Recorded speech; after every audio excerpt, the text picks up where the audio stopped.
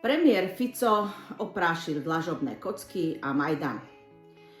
Tentokrát je v tom nevinný e-mail organizátorov protestov za záchranu demokracie na Slovensku. Opozícia vraj chystá útok na vládne budovy a chce destabilizovať štát. Samozrejme, nič z toho nie je pravda, ale z klietky bláznov vyletí len blázon. To si tu naozaj nikto nepamätá, čo tu Fico stváral v rokoch 2020 až 2023? Nikto si nepamätá, ako zvážal protestujúcich v čase núdzového stavu na protesty prakticky proti čomukoľvek? Ako ich vulgárne štval proti covidovým opatreniam, proti americkej obrannej zmluve, proti zvyšujúcim sa cenám.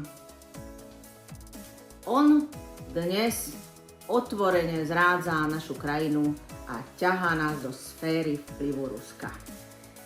Otvorene kolaboruje s diktátorským režimom Putina a pripúšťa možnosť, dokonca potrebu vystúpenia z Európskej únie. Aby toho nebolo málo, akýsi pojašený proruský motorkársky gang organizuje partizánske bunky a iniciuje referendum za vystúpenie Slovenska z Európskej únie a NATO. To naozaj?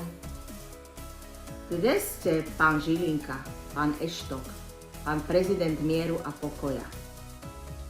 Keď si decká obliekli masky dôchodcov na karneval a keď študent nepodá ruku prezidentovi, to ste sa okamžite rázne ohradili. Prečo teraz mlčíte? Čakáte, že poloblázni na motorkách a v autách s ruskými vlajkami niekde ohrozia pokojne zhromaždený dav?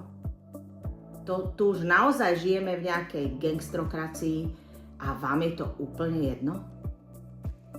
Nemali by ste sa namiesto sledovania a odpočúvania organizátorov pokojných protestov venovať radšej tomuto, namiesto toho, že im svojimi vyjadreniami a činmi ešte pomáhate?